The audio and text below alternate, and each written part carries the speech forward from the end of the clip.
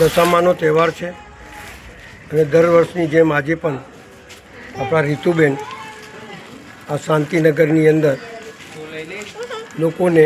દશામાની પૂજા કરી શકે, અર્ચના કરી શકે અને ભક્તિભાવ કરી શકે તે માટે લોકોને મૂર્તિ પ્રસ્થાપિત કરવા માટે આપે છે. એમની સાથે એમના મિસ્ટર અમિતભાઈ, પાર્વતીબેન અમારા પ્રમુખ, મહિલા પ્રમુખ, પિંકીબેન, મહારાજ અને નિકુંજભાઈ, આખી ટીમ જોડાયેલી હોય છે. મારું માનવું છે કે દશામાની આરાધના, સાધના અને મનોકામના કરવાથી લોકોના દુઃખ દર્દ દૂર થાય, એમના ઘરમાં સુખ શાંતિ અને સમૃદ્ધિ વધે અને પરિવાર ખૂબ આગળ વધે અને ખૂબ મહેનતથી આગળ વધે એવી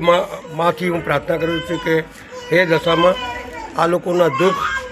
દૂર કરે, એમના જીવનમાં સુખ આવે એવી માંથી પ્રાર્થના કરું છું.